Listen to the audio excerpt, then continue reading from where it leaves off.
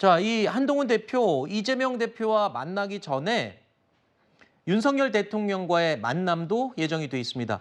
오는 30일 대통령과 국민의힘 지도부가 만찬 회동을 하게 될 텐데요. 국정 현안 전반에 대해서 논의할 것으로 예상이 됩니다. 가장 지금 시급한 게 한동훈 대표 입장에서는 의정 갈등, 그리고 또 용산 입장에서는 의료 공백과 관련한 근본적인 해법, 뭐 이게 공통적이기도 하겠지만 이 부분에 대해서 해법을 찾게 될지 귀추가 주목이 되고 있습니다. 당에서 이제 2026년도 의대 증원안에 대해서는 좀 보류를 하자 이런 의견을 전달했는데 대통령실에서는 전혀 우리는 굽히지 않겠다 이런 말이 돌아온 건가요?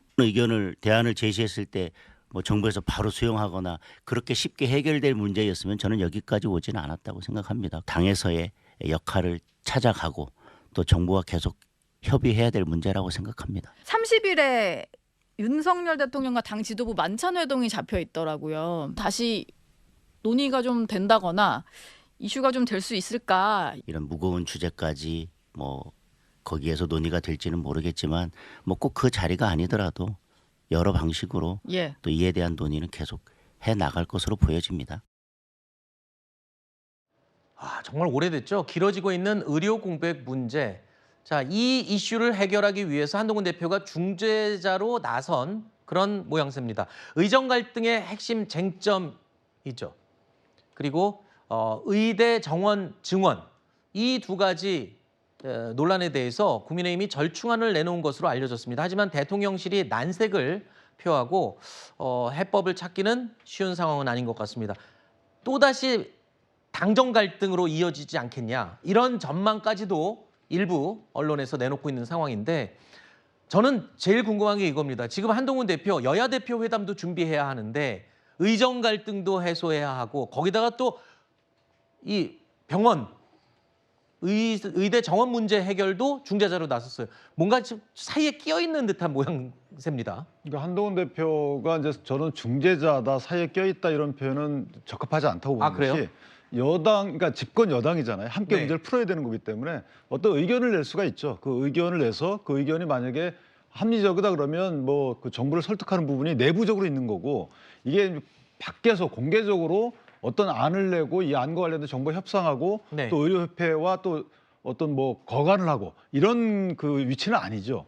예를 들면 지금 의사협회에서 주장하는 안이 통일된 안이 나왔다 그러면 중재라는 표현도 적합하다고 보지만 지금 그렇게 나와 있지 않아요. 그러니까 정부의 입장에서는 3번을 양보했는데 네. 어쨌든 의료 대란에 대해서는 정부가 책임지고 해결해야 될 분명한 책무가 있습니다. 네. 그런데 지금 의사협회나 의사분들 입장에서 보면 원래 그 올해 증원부터 지금 다 원상 회복시키자는 부분입니다. 네. 이거에 대해서는 정부가 이제 안 받아들이고 있는 입장이고 그러면 국민의힘 입장에서 보면 알려진 안은 뭐냐면 올해는 그냥 그대로 가고 지금 전부 다 합치면 유급 인원이 3,000명이기 때문에 내년에 그 교육을 받아야 되는 인원이 7,500명이라는 겁니다.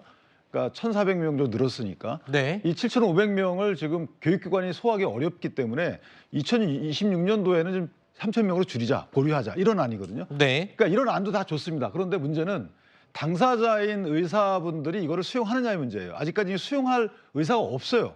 이런 상황에서 정부와 만약에 국민의힘과 뭐 여러 가지 안과 관련돼서 또 불협화음이 나온다. 저는 그럼 그 자체가 이건 의료 대란을 해결할 수 없는 길로 가는 길이다. 이렇게 알겠습니다. 물론 한 대표가 껴있거나 거간을 한다는 표현은 어울리지 않는다고 말씀을 하셨지만 지금 대통령실의 입장과 한 대표가 제안하는 내용에 차이가 있다는 게 자칫 또 당정 갈등으로 또 공격을 받게 될 위험성이 있기 때문에 그래서 제가 여쭤본 거고요. 어쨌든 뭐 공식적으로는 한동훈 대표 고민이 큰 건 사실인 것 같습니다. 2026년 의대 정원 유예해달라는 증원을 유예해달라는 절충안을 냈는데 용산에서 거절했다는 보도가 있었는데요. 추가 제안 내놓으실 생각이 있으신지랑 당정 입장을 받다는 지점에 어떻게 생각하시는지 궁금합니다. 꼭 국민들이 원하는 의료 개혁의 본질과 동력을 잃지 않으면서도 지금의 상황에 대한 국민들의 걱정과 우려를 경감시킬 수 있는 대안 마련이 필요하다는 게 제 생각이고 그런 여러 가지 의견을 정부가 나눈 바 있습니다. 그렇지만 논의 단계이기 때문에 그 내용에 대해서 제가 상세하게 설명드리는 것은 적절하진 않은 것 같아요. 그 정도 말씀드리겠습니다. 지금 시기적으로 아주 중요한 시기입니다. 추석 연휴를 앞두고 있죠.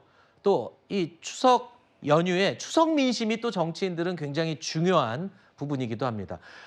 연휴를 앞두고 의료 공백 문제가 더 심각해지면 파장은 더 걷잡을 수 없이 커질 게 뻔한데요. 대통령실이 여전히 원칙론을 고수하고 있는 상황. 야권에서 볼 땐 어떻게 보십니까? 한동훈 대표가 좀 현명하게 해결을 할 수 있을까요? 난감한 상황인 것은 저희도 이해를 합니다. 네. 그래서 이런 말씀을 좀 드리고 싶어요. 한동훈 대표께서 이 문제를 해결하기 위해서는 네. 일단 해결책을 찾으면 가장 좋겠죠. 네. 근데 해결책이 지금 마땅치가 않지 않습니까? 그렇기 때문에 일단 그러면 절차를 좀 찾아봐야 될 것 같아요. 절차적으로 저는 이재명 대표와 만나서 먼저 협치를 하는 모습을 보여야 된다. 왜냐하면 그래야지만 같이 여당과 야당이 대통령을 설득할 수가 있는 거거든요. 한동훈 대표 혼자서 지금 의정 갈등 때문에 국민들의 건강이 위험스러우니까 대통령실에서 조금 물러나 주세요. 조금 양보해 주세요. 이런 것들은 대통령실에서 받을 리가 만무합니다. 왜냐하면 대통령실에서 이미 1,500명 증원을 했는데 여기 와서 처리를 한다고 하면 이거는 정무적으로 판단을 했을 때도 옳지가 않거든요. 네. 하지만 여당과 야당이 함께 대통령을 압박을 하게 되면 조금 다른 결과가 나올 수도 있는 것이거든요. 그래서 저는 한동훈 대표가 여야 대표 회담을 통해서 좀 돌파구를 마련했으면 좋겠다 이런 말씀 드리겠습니다. 알겠습니다.